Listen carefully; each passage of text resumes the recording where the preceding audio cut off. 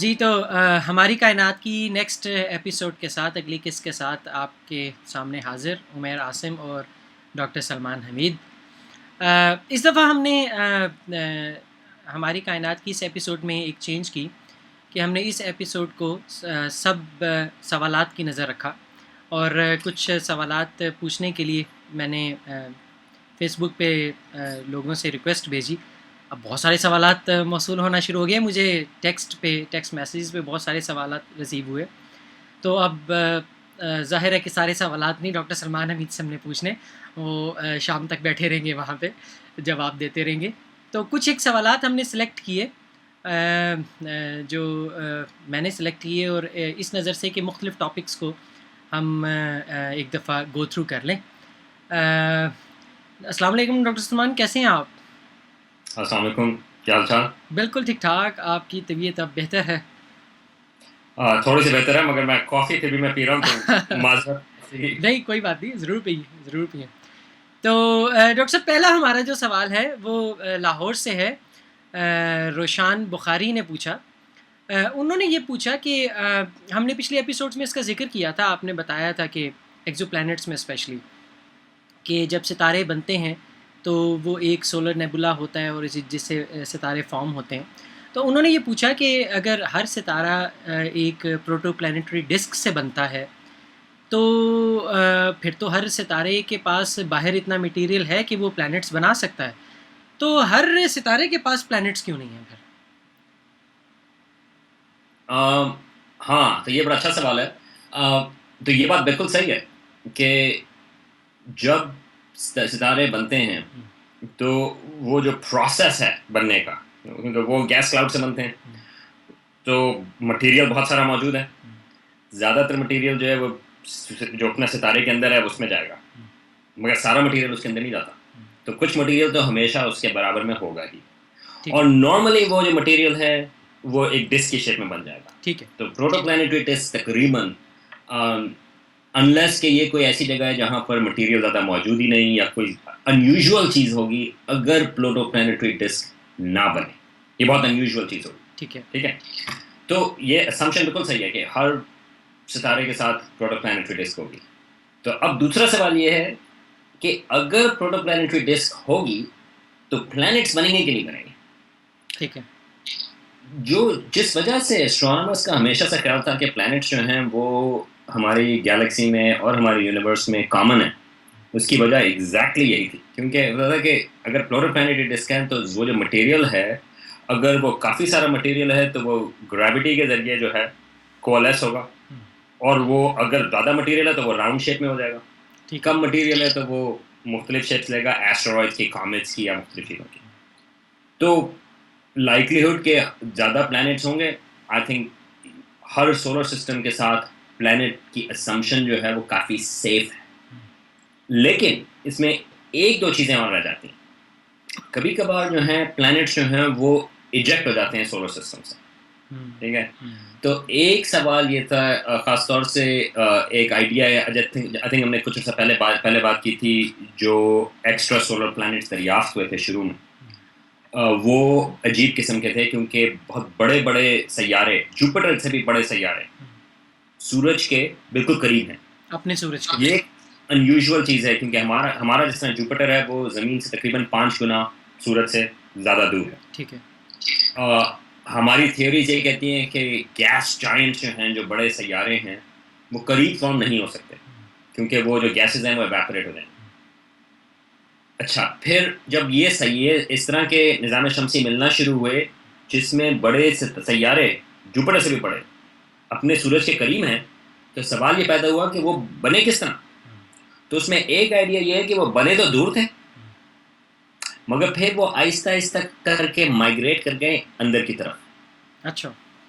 اب جب بڑے سیارے اگر وہ مائگریٹ کریں, اس کے لیے یہ ہوتا ہے کہ اس کے لیے آپ کو مٹیریل چاہیے ہوتا ہے پروٹو پلانیٹری ڈسک کا, جس کے وہ فرکشن کے ذریعے وہ اندر آ سکیں.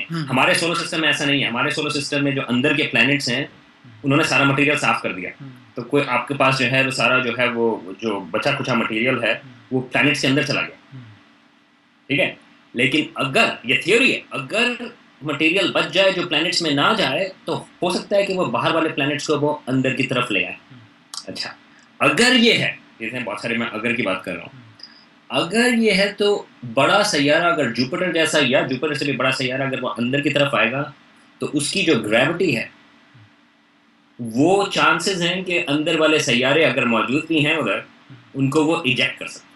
اچھا اچھا ٹھیک ہے، وہ 3 باڈی موشن کہلاتی ہے. 3 باڈی آربٹس میں آپ بات کر رہے ہیں تو ہو سکتا ہے کہ وہ ایجیکٹ کر جائے. تو سب لوگ، تو کچھ لوگوں کا خیال یہ ہے کہ اگر باہر سے اگر آؤٹر سولر سسٹم کا سیارہ اگر وہ اندر آتا ہے بڑے والا خاص طور سے، تو ہو سکتا ہے کہ وہ سیاروں کو وہ ایجیکٹ کر جائے. تو ایک اور سوال اس حساب سے ہوتا ہے کہ اگر سیارے بن بھی جائے تو سوال یہ ہے کہ وہ سولر سسٹم میں رہیں گے یا نہیں رہیں گے، یا اس قسم کی چیزوں سے وہ ایجیکٹ ہو جائیں گے. لیکن آئی تھنک بیسک اسمپشن وہ ایبسلیوٹلی کریکٹ ہے کہ پروٹو پلانیٹری ڈیز تقریباً ہر ستارے کے ساتھ موجود ہے. سیارے اس کے حساب سے بننے چاہیے. اوکیجنلی ایسی چیزیں ہوں گی جس طرح ہمارے اپنے سولر سسٹم میں ہے ایسٹرائڈ بیلٹ، جو کہ جوپیٹر کی گریوٹی کی وجہ سے وہ بن نہیں سکتے، وہ کولیس نہیں ہو سکتے، وہ پتھر کے پتھر رہ گئے، وہ بڑا پلانٹ نہیں بنا. مگر یہ دیٹس این انیوژول تھنگ. مگر اس کی وجہ بھی یہ ہے کہ کیونکہ جوپیٹر یہاں پہ موجود ہے. تو آئی تھنک بڑی سیف اسمپشن ہے کہ اگر تقریباً ہر ستارے کے ساتھ سیارے ہوں گے، کس قسم کے، بڑے چھوٹے کتنے، وہ ایک الگ سوال ہے. لیکن کیونکہ پروٹو پلانیٹری ہر ستارے کے ساتھ ہے. صحیح، بہت شکریہ. ایک اور سوال اسلام آباد سے محمد احسن نے کیا.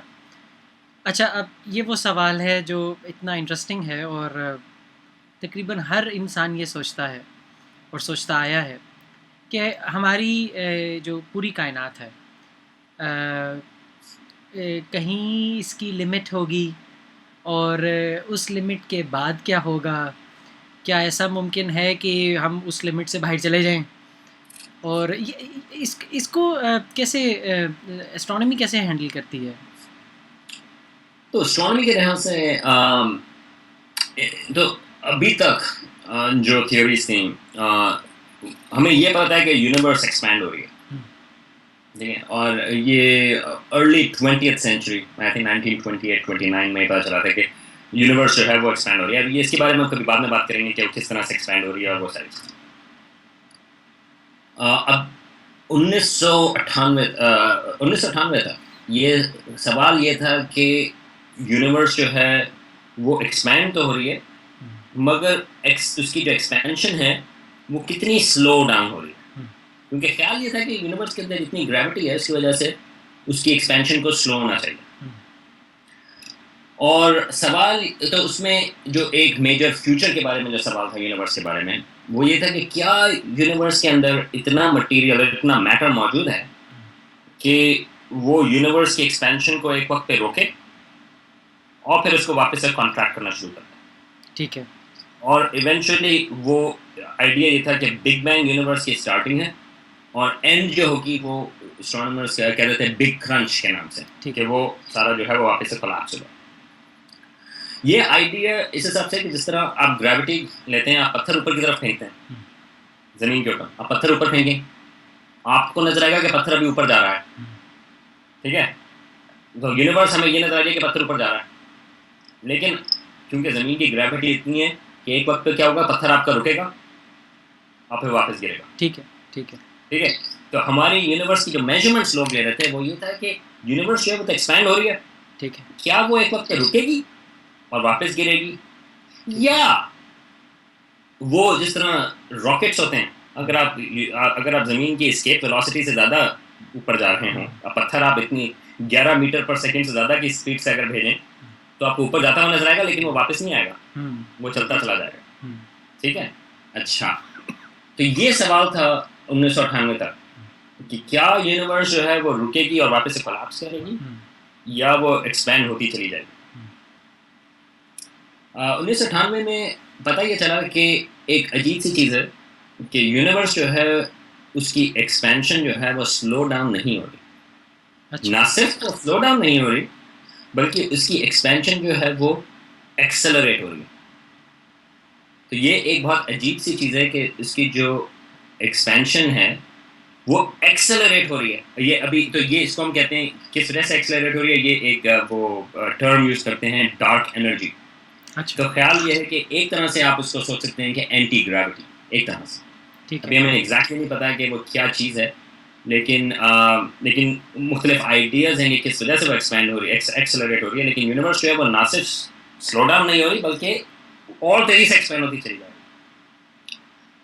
تو اس حساب سے خیال یہ ہے کہ تو یونیورس کا اینڈ کس طرح سے ہوگا. یونیورس ہمیشہ ایکسپینڈ ہوتی چلی جائے گی کیونکہ یونیورس میں اتنی گریوٹی نہیں ہے کہ وہ اس کو روک سکے. تو سوال یہ آتا ہے, اب اس میں یہ سوال ہے کہ یونیورس کا اینڈ کس طرح سے ہوگا. ڈاکٹر صاحب میں معذرت کے ساتھ وہ غالباً یہ پوچھنا چاہ رہے ہیں کہ فزیکلی یونیورس کا اختتام کہاں ہو رہا ہے اور اس اختتام کے بعد کیا ہے. وہ یہی تو میں بات کر رہا ہوں کہ سوال یہ ہے کہ آپ اختتام کی ڈیفینیشن کیا ہے. اچھا ٹھیک ہے. ٹھیک ہے نا. تو اگر وہ یونیورس جو ہے وہ پھیلتی چلی جائے گی تو پھر کیا. تو ایک چیز یہ ہے کہ جو ستارے بنتے ہیں, ٹھیک ہے, آپ کے جو ہیں مختلف گیلیکسیز بن رہی ہیں, سٹارز بن رہے ہیں. ٹھیک ہے, آپ وہ سٹارز وہ بات کرتے ہیں کہ ہم سب جو ہیں وہ سٹار اسٹف کے بنے ہوئے ہیں کیونکہ سٹارز بنتے ہیں اور پھر سٹارز ایکسپلوڈ ہوتے ہیں اور مٹیریل واپس لے جاتے ہیں. ٹھیک ہے, اور اس سے نئے ستارے بنتے ہیں. ٹھیک ہے, لیکن کور ہمیشہ بچ جاتا ہے. وائٹ ڈوارف ہے یا نیوٹران سٹار ہے یا مختلف چیزیں, اور ایسی گیسز ہیں اگر ڈینسٹی اتنی زیادہ نہیں ہے تو وہ گیسز جو ہیں وہ کبھی بھی ستارے نہیں بنائیں گے. تو ایونچولی آپ کے پاس اگر یونیورس جو ہے وہ ہمیشہ ایکسپینڈ ہوتی چلی جائے گی, جو کہ لگ رہا ہے کہ ہمیشہ ایکسپینڈ ہوتی چلی جائے گی, تو آج سے اربوں اربوں اربوں اربوں سالوں کے بعد آپ کے پاس ایک یونیورس بچے گی جو کہ ایکسپینڈ ہو رہی ہے, اسپیس ٹائم اس کا ایکسپینڈ ہو رہا ہے, لیکن اس کے اندر جو ہیں ادھر آپ کے پاس نیوٹران سٹارز ہیں, بلیک ہولز بکھرے ہوئے ہیں, وائٹ ڈوارف بکھرے ہوئے ہیں, آپ کے پاس گیسز ہیں جو کہ کچھ کرنی نہیں. And that's about it. That would be a dead universe in some sense, کیونکہ اس میں کوئی ایکٹیویٹی نہیں ہو رہی, اس میں کوئی نئے ستارے نہیں بن رہے. تو وہ اگر تو اسٹرانومرز جو ہیں اسٹرانومی کے حساب سے وہ یہ دیکھتے ہیں کہ آپ کے پاس کیا بچے گا. تو اگر آپ زمین کے, یہ تو ہم بات کر رہے ہیں اربوں اربوں اربوں اربوں سالوں کے بعد کی, زمین کے حساب سے تو ہمیں 4.5 بلین سال کی بات کرنی ہے نا, کیونکہ ہمیں یہ تو ہمارے لیے اٹس این ریلیونٹ کویسچن, کیونکہ ہمارے سورج کی جو انرجی ہے وہ تو ختم ہو جائے گی خالی اگلے 4-4.5 بلین سال کے بعد. تو لیکن اگر آپ یونیورس کا سوال پوچھ رہے ہیں تو اس وقت یہ لگ رہا ہے کہ یونیورس جو ہے وہ کبھی بھی اس کی ایکسپینشن ختم نہیں ہوگی, اور اس کا جو اختتام ہے وہ کافی غیر ڈرامیٹک طریقے سے ہوگا, غیر ڈرامے کے حساب سے ہوگا, کیونکہ وہ جو ہے وہ خالی آپ کے پاس کچھ مٹیریل نہیں بچے گا اس میں کہ وہ کچھ انٹریکٹ کر سکے یا کچھ وہ ایکٹیویٹ کر سکے, مگر وہ ہمیشہ ایکسپینڈ ہوتی چلی جائے. شکریہ جی. ایک اور سوال پوچھا گیا, اصل میں آپ نے 3 سوالات کے جواب دے دیے تو میں وہ اسکپ کر رہا ہوں. ایک اور سوال متین نے پوچھا لاہور سے, ایمیچر اسٹرانومی میں جو لوگ ٹیلیسکوپ کے ساتھ اٹیمپٹس کرتے ہیں یا امیجنگ اٹیمپٹ کرتے ہیں, تو جو ان کے پاس کیمرہ ہوتا ہے DSLR, اس سے وہ نائٹ اسکائی کو امیج کرتے ہیں, انہوں نے یہ سوال پوچھا ہے کہ اس طرح کی ایسٹرو فوٹوگرافی کی ایسٹرانومی میں کیا امپورٹنس ہے, کیا ویلیو ہے. ایسٹرو فوٹوگرافی جو ہے وہ اسینشل ہے. بغیر ایک طرح سے, کیونکہ مجھے جو ہے وہ ہسٹری کا شوق ہے, تو میں آپ اس کو ہسٹری کے حساب سے دیکھ سکتے ہیں کہ ایک وقت تھا کہ جب لوگ جو ہیں وہ اسکیچ کرتے تھے چیزیں. ٹھیک ہے. اور تو وہ آسمان پہ وہ ٹیلیسکوپ سے چیزیں دیکھ رہے ہیں اور اس کو وہ پھر اسکیچ کر رہے ہیں, اور بڑی اچھی ڈرائنگ گیلیلیو نے بھی اسکیچ کی, ہرشل ہیں, مختلف لوگوں نے جو ہیں وہ اسکیچ کی فوٹوگرافک پلیٹ سے. اسکیچنگ ایک اچھی چیز ہے. میری اسکیچنگ اگر میں 18ویں صدی میں ہوتا ہے 17ویں صدی میں ہوتا تو میرا خیال ہے مجھے پبلش کرنا مشکل ہوتا ہے, کیونکہ میری ڈرائنگ انتہائی خراب ہے. ٹھیک ہے, تو پہلی بات تو یہ ہے کہ آپ کو ایک اسکیچنگ کے لیے آپ کو ایک اچھا ہونا چاہیے. لیکن زیادہ امپورٹنٹ چیز یہ ہے کہ اب جو اسٹرانومی ہے وہ کوانٹیٹیو ہے, آپ کو چیزیں جو ہیں وہ میجر کرنی ہوتی ہیں. ٹھیک. تو ایسٹرو فوٹوگرافی کے 2 فوائد ہیں. ایک تو یہ ہے کہ آپ جس طرح آپ فوٹومیٹری کی بات کر رہے ہیں, مطلب یہ ہے کہ آپ ایکچوئل میں جو لائٹ آ رہی ہے کسی بھی ستارے سے یا نیبیولا سے یا پلانٹ سے, آپ ایکچولی اس کو کاؤنٹ کر سکتے ہیں. تو اگر آپ مثال کے طور پہ اگر آپ کوئی ویریبل اسٹار بات کریں، ٹھیک ہے، ہم لوگوں نے بات کی تھی پچھلی دفعہ یو جیم کی، یو جیمینورس کی، ٹھیک ہے، وہ جو ہے اس کی برائٹنیس جو ہے وہ اوپر نیچے ہوتی ہے. بغیر ایسٹرو فوٹوگرافی کے آپ حساب لگائیں گے کہ اچھا اس کی برائٹنیس جو ہے، اور اسی طرح سے لوگ کرتے تھے، آپ نے ایک اور ستارہ اس کے برابر میں ہے، آپ نے اس کے حساب سے لگایا کہ اس کے مقابلے میں مجھے یہ لگ رہا ہے کہ وہ 2 گنا جو ہے اس کی روشنی جو ہے وہ کم زیادہ ہوگی. میگنیٹیوڈ سسٹم جو ہے وہ آنکھوں کی سینسٹیوٹی کے حساب سے، ٹھیک ہے، کیونکہ وہ جو ہے وہ نیکڈ آئی سے ہوا تھا، اس کے بعد ابھی بھی ہم میگنیٹیوڈ سسٹم جو ہے وہ آنکھوں کی برائٹنیس کے حساب سے دیکھتے ہیں. 1 گنا 2 گنا اور 5 گنا اگر ہو، اگر 5 میگنیٹیوڈ کا فرق ہے تو تقریباً 100 گنا کا فرق ہے ایکچوئل برائٹنیس. ٹھیک ہے، لیکن بہت چانسز ہیں کہ آپ کی ایکوریسی خراب ہو. اگر آپ نے اس کو ایکچوئل میں کمپیئر کرنا ہے تو آپ کے پاس فوٹونز ہیں جو آپ ریکارڈ کر سکتے ہیں سی سی ڈی سے، ٹھیک ہے، فوٹومیٹری سے. تو آپ کے پاس ایکچوئل ایکوریٹ میجرمنٹس آتی ہیں. نہ صرف یہ کہ پھر آپ اس میں چھوٹی ویریشنز بھی تلاش کر سکتے ہیں، یعنی کہ یہ ستارہ جو ہے وہ دوسرے ستارے سے کوئی تقریباً 5% اوپر ہوا، یہ آپ کی نیکڈ آئی کو جو ہے وہ نہیں پتہ چلے گا. تو یہ تو ایک تو کوانٹیٹیو ہے. دوسرا یہ ہے کہ خوبصورتی کے حساب سے، ابھی میں اسٹرانومی میں اس لیے آیا تھا کیونکہ امیجز جو ہیں وہ خوبصورت ہوتے ہیں. تو اگر آپ ڈائریکٹ آنکھ سے دیکھ رہے ہیں ٹیلیسکوپ سے کیا ہو رہا ہے، تو آپ کا شٹر اوپر نہیں کھلا، آپ کی آنکھیں جو ہیں وہ پروسیس کرتی ہیں امیج جلدی. لیکن اگر آپ اس سے دیکھ رہے ہیں ایسٹرو فوٹوگرافی سے، آپ کا ایکسپوجر ٹائم بڑا لمبا ہو سکتا ہے. اور اگر لمبا ایکسپوجر ٹائم ہے تو آپ الاؤ کر رہے ہیں کہ وہ جو روشنی ہے اس کو آپ ڈپازٹ ہو رہے ہیں. تو یہ ایکچولی میں شروع میں ایسٹرو فوٹوگرافی لیٹ 19th اور ارلی 20th سینچری میں وہ اس چیز کی تھی کہ آپ بڑی بڑی پلیٹیں لے کے گیلیکسیز کی تصویریں آپ کھینچیں. آپ اینڈرومیڈا کو، آپ ایک مثال لیں اینڈرومیڈا کی، آپ اینڈرومیڈا کو آپ آنکھ سے دیکھیں ورسز اگر آپ تھوڑا سا ایکسپوجر ٹائم دے کے دیکھیں تو اس میں زمین آسمان کا فرق ہے. کیونکہ آپ ہماری آنکھیں آئیڈیلی ہوتا ہے کہ اگر ہمارے پاس ایک سسٹم ہوتا ہے کہ ہم کہتے ہیں کہ آنکھ کا شٹر جو ہے آپ کھلا کر کے رکھیں، ہمارے پاس وہ چانس نہیں ہے، امیج جو ہے وہ آنکھ سے دماغ پہ فوراً چلا جاتا ہے. بالکل ٹھیک، بالکل ٹھیک. تو آپ کے پاس یہ آپشن ہے. دوسرا یہ ایسٹرو فوٹوگرافی سے پوزیشنز جو ہیں وہ میئر کی جا سکتی ہیں، ایسٹرائڈس، کومیٹس. بالکل، ساری چیزیں جو آپ کو کوانٹیٹیو بن جاتی ہیں. آپ اس میں ایکچوئل سائنس کر سکتے ہیں اگر آپ ایسٹرو فوٹوگرافی کر رہے ہیں. خاص طور سے سی سی ڈیز وغیرہ کے حساب سے جو ہے آپ بہت مختلف قسم کی آپ پریسیجن، کیونکہ آپ کا پریسیجن آ گیا، آپ ریپیٹ کر سکتے ہیں، آپ دوبارہ سے چیک کر سکتے ہیں. سی سی ڈی امیجز کے ساتھ آپ میتھمیٹکس کر سکتے ہیں، آپ سبٹریکٹ کر سکتے ہیں، ایڈ کر سکتے ہیں، مختلف چیزیں آپ اس میں امیجز کے ساتھ کر سکتے ہیں. آپ مختلف امیجز کو آپ ایڈ کر سکتے ہیں تو سینسٹیوٹی بڑھ جاتی ہے. تو اب بہت ساری چیزیں آپ کے پاس آ جاتی ہیں. اور میں نے یہ دیکھا کہ اسٹیکنگ جو ہے، فری سافٹ ویئرز اویلیبل ہیں، بہت سارے لوگ اسٹیکنگ کر رہے ہوتے ہیں اور امیجز انتہائی امپروو ہو جاتے ہیں، بہت عمدہ امیجز. اور پھر آپ جو ہیں وہ فینٹ آپ کو چیزیں نظر آنا شروع ہوتی ہیں. جی بالکل بالکل، ڈیم آبجیکٹس آ جاتے ہیں. تو یس، ایسٹرو فوٹوگرافی کی بہت اہمیت ہے اور ساری سائنس موسٹلی اسٹرانومی کی اسی طرح چل رہی ہے. ایک اور سوال جمال خان ہیں پشاور سے، انہوں نے پوچھا ہے، انہوں نے یہ پوچھا ہے کہ یہ جو ایک کہا جاتا ہے کہ پہلے ہم یہ یقین کرتے تھے کہ زمین کائنات کا، آسمان کا مرکز ہے اور سارا آسمان، سیارے سب زمین کے ارد گرد گھومتے ہیں اور ہم ساکن ہیں. لیکن وہ پھر سائنس نے یہ بتایا کہ نہیں، ایسا نہیں ہے. ہمارے نظام شمسی میں سورج ساکن ہے اور زمین اور باقی سیارے اس کے گرد گھومتے ہیں. تو انہوں نے کہا کہ یہ کیسے پتہ چلا، یہ کیسے کنفرم ہوا، یہ کیسے سچ ہے؟ ہاں، تو یہ دوبارہ سے تاریخ کا سوال آ جاتا ہے. تو اس میں 2-3 چیزیں ہیں. یہ آبویسلی یہ بڑی ڈبیٹ تھی، اور اگر آپ اوپر سے دیکھیں ہماری زمین جو ہے وہ، ہماری زبان جو ہے وہ آج کل اسی طرح سے بات کرتے ہیں. ہم سورج کے طلوع ہونے کی بات کرتے ہیں اور سورج کے غروب ہونے کی بات کرتے ہیں، مگر اصل میں تو زمین گھوم رہی ہے. بالکل روٹیٹ. بالکل ٹھیک.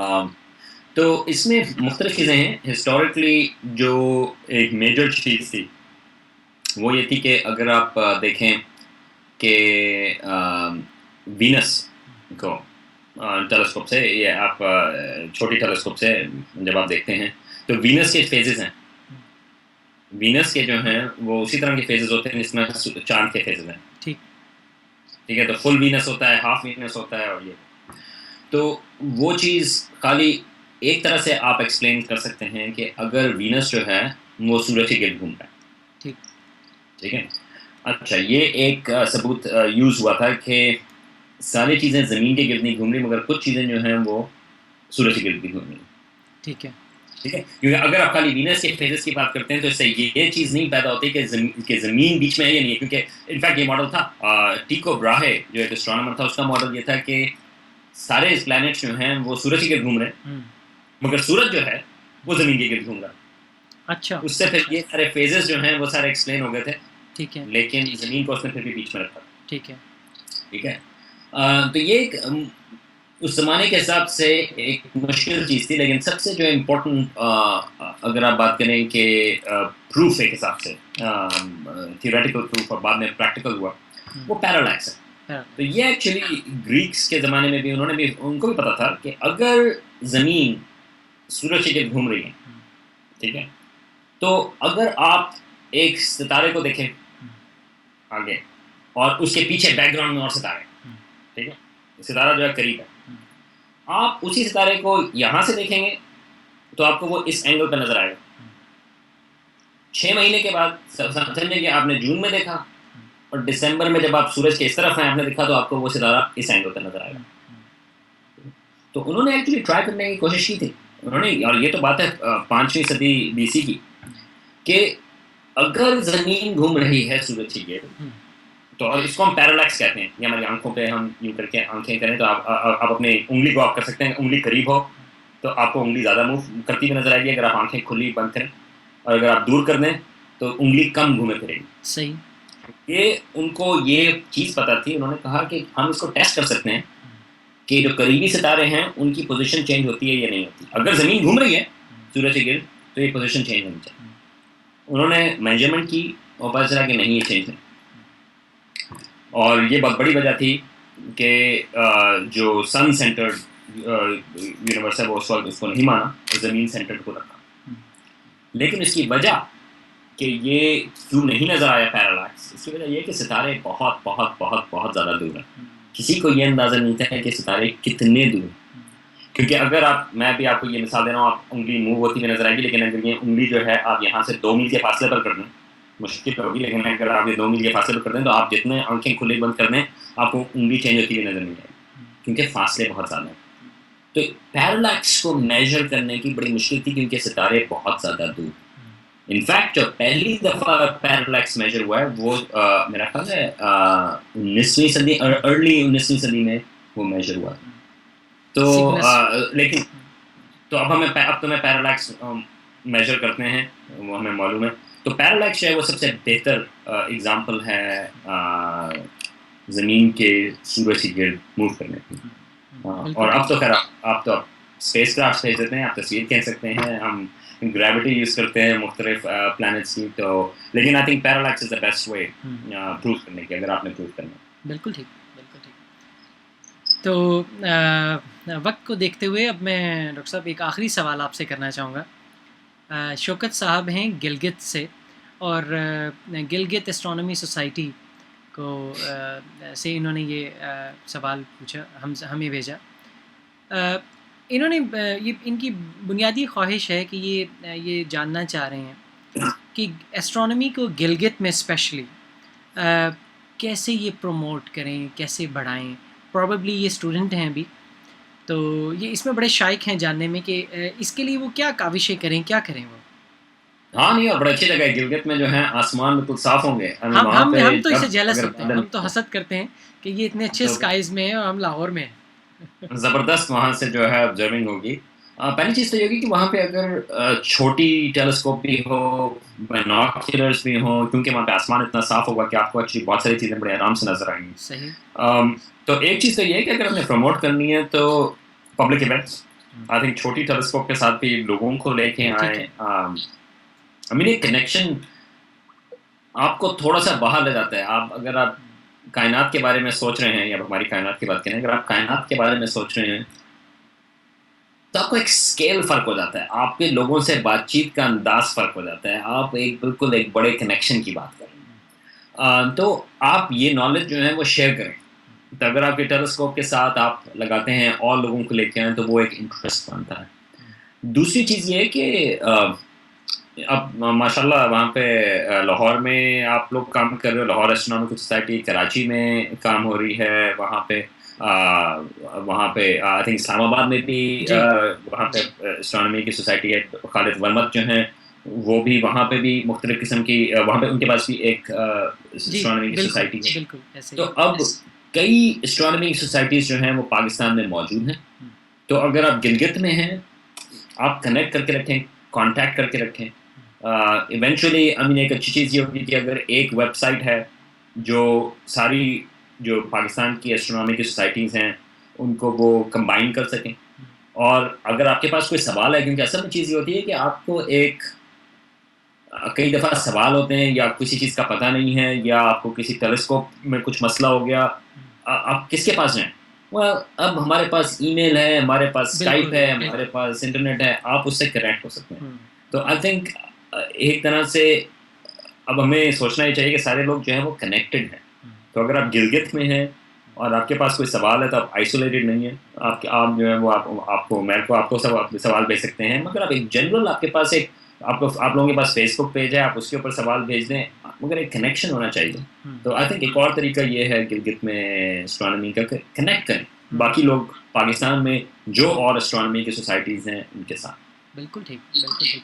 اور جیسے آپ نے یہ بتایا کہ اب جیسے فیس بک ہے، ای میلز ہیں، تصویریں شیئر ہو سکتی ہیں، بالکل ٹیلیسکوپس اب کچھ اویلیبل بھی ہیں لاہور اور کراچی میں فار سیل.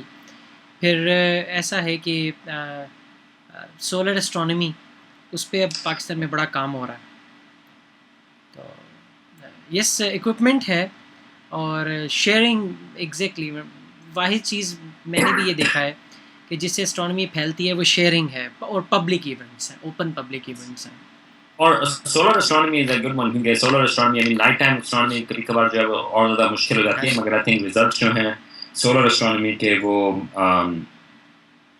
اسٹریٹ فارورڈ ہیں اور ایکسائٹنگ ہیں، کیونکہ سورج جو ہے وہ ہر وقت بدل رہا ہوتا ہے. جی تو آئی بالکل. تھنک آپ بہت کچھ کر سکتے ہیں سورج کے ساتھ. بلکہ وہ جو میرا تھوڑا سا تجربہ ہے وہ ہائیڈروجن الفا ٹیلیسکوپ سے وہ آگ سورج کے اندر سے نکلتی ہوئی دیکھنا، تو وہ لوگوں کو جو جس شہر میں مبتلا کر دیتا ہے. تو یس یس آؤٹ ریچ بہت امپورٹنٹ ہے. بالکل بالکل اور جیسے ہم آؤٹ ریچ کر رہے ہیں. تو اس کے ساتھ ہی ہم آج کی کیس ختم کرتے ہیں. تقریباً 6 سوال ہم نے پوچھے، اور ڈاکٹر صاحب آپ کا بہت شکریہ. آپ ہمارے لیے ہر دفعہ اویلیبل ہوتے ہیں، اور بعض اوقات ہم نے ڈیز چینج کرنے ہوتے ہیں، وہ آپ ایزیلی مان جاتے ہیں اور وہ ہم آسانی سے کر لیتے ہیں. تو ان شاء اللہ تعالیٰ نیکسٹ ٹائم پھر آپ سب لوگوں سے ملاقات ہوگی. اور میں جن کے سوالات شامل نہیں کر سکا وہ مجھے اتنا برا بھلا نہ کہ وقت اتنا نہیں تھا کہ ہم سارے سوالات شامل اگلی کر دفعہ سکیں. کر لیں گے، ان شاء اللہ پھر تعالیٰ کر اگلی لیں. دفعہ کر لیں. بالکل ٹھیک ہے. بہت چلیں شکریہ جی. السلام علیکم.